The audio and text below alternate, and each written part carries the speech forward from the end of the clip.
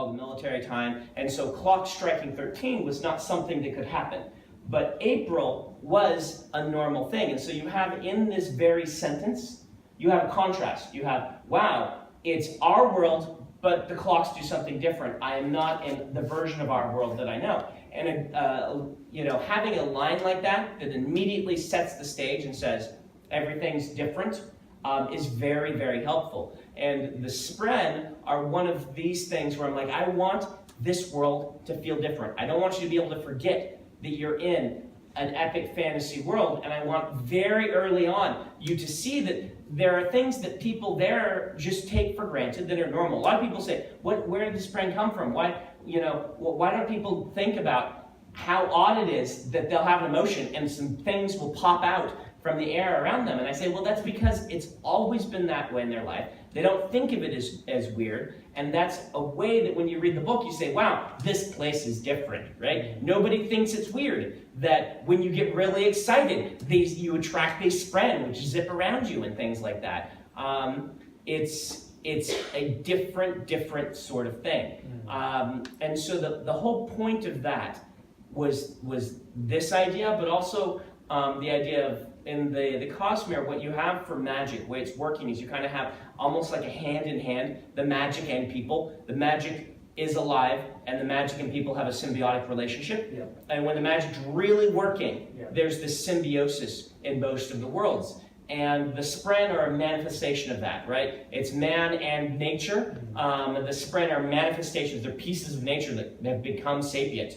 And when man and nature kind of are like, all right, we're going to work together, you get this bond, and then boom, you've got this weird power over the natural forces of the world. And is it a metaphor? I mean, I write my books following kind of this idea of, I do what I feel is cool and makes a great story, and I let the metaphors and the meanings and all of this grow out of what the characters are passionate about and what the story needs. I don't sit down and say, what am I going to teach people today? I sit down and say, what's going to make a great story? And part of a great story is that characters are passionate about things. And so I let these things grow naturally out of who I feel the characters are, and that sort of thing. Okay. So one of the things I was trying to work out as I was reading through all the different character names in the story was what was the naming convention? Because, did you follow something? There's some really amazing character names, and I thought, okay, where did you get that from? In Stormlight in particular, it depends on your culture. One of the main ideas for the naming convention was the idea of symmetry, and in Roshar, particularly in Vorin lands, symmetry is holy, right? And so you have all of these names of these angelic figures, the heralds, whose names are completely symmetrical.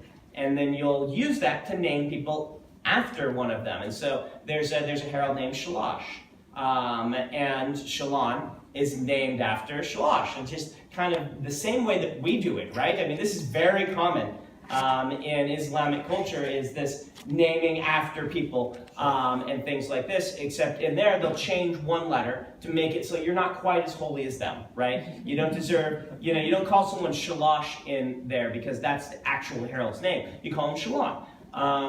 And Kalak is another one, so Kaladin is Kalak with the din, which is a little, means son of, or born of. I can't remember exactly which one it is, but the idea is that you've got these suffixes.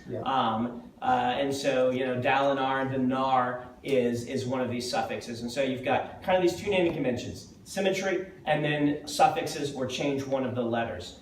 And that's where a lot of the names came from. Now, certainly I do go in and say, okay, we're going to use certain sounds and not certain sounds. And the KH, which I don't say right because I'm American, but Colin, they would actually, it would be the gut, what do you call it, the ch, Colin is how they would say it. And there's certain sounds that I pick out for a naming convention, and I'll build out of those sounds, and I'll not use other sounds. And usually those are based off of, I'll say, what in the real world, what sounds tend to go together in cultures and which ones don't end up among those, and I'll not use that. And that's all linguistics, and we've got that all in the files. And when I name someone, I had Peter look and make sure, that's my continuity assistant, my editorial assistant, say, make sure all the names fit, come back and highlight names that just don't fit, and things like that. But it's about creating a feel for a culture that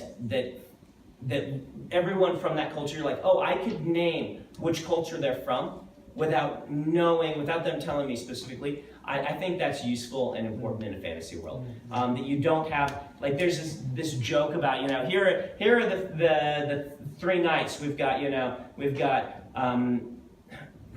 Juan Leb and Octopulu and Bob, right? You don't want that, right? You don't want fantastical name Bob. And so that's kind of how you make sure that you're making it fits. You have some rules for yourself. Yeah. Okay, interesting. So, one of the things I was really struck by when I was reading the books was the memorable quotes that the characters say. And I see lots of people nodding their heads there. And I was just awestruck by some of the philosophical and kind of almost spiritual references to some of these quotes. And I've written down a couple of the quotes, and three of them I was going to read, but I think it's better if you read them since you're the writer. Maybe if you don't mind. These are A, B, and C at the bottom. Okay, A, B, and C. It feels like, okay. So, in the end, all men die. How you lived will be far more important to the Almighty than what you accomplished. We follow the codes not because they bring gain, but because we loathe the people we would otherwise become. Sometimes the prize is not worth the cost. The means by which we achieve victory are as important as the victory itself. And this is one of the main themes of the Stormlight archive, of this. So in every book that you read, you will find a lot of the things I'm thinking about, that I'm fascinated by. It doesn't necessarily mean I believe that. Yasna has some of the best quotes in the series, and she's an atheist, which I'm not. But the idea is that I want to dig into the philosophies that people have, and I want to have characters who represent real, interesting, living, breathing philosophies, and put them together and have them kind of struggle and talk through these things. I think it's through the discussion of differences that we arrive at truth as human beings. We don't just sit down and say, oh, I know the truth. You sit down and say, I wonder if this is the truth. And someone else says, I wonder if this is the truth. And you argue it, and you approach truth through amiable strife. Yeah. There's a different type of strife that is not approaching truth, but I do think that is one of the main reasons or methods that we arrive at things. And so, on other hands, you will find philosophies that I'm really interested in becoming core philosophies of characters, because that's how I build characters. What I'm passionate about gets expressed in them. And a lot of these quotes that we read come from this idea of the Knights Radiant, which is the journey before destination, right? It's not where we arrive that is as important as how we got there, which is a core philosophy that I think, it's just one of these things that fascinates me, because as a storyteller, I think sometimes we focus too much on endings. And it's not about, do you have a good last page? It is about, did the reader enjoy every page along the way? And that's a metaphor for our lives, right? If you arrive at some place where you're rich and, but you're 90 and you've finally gotten there, you've got everything that you want, and then you die, what's the good of that if the 89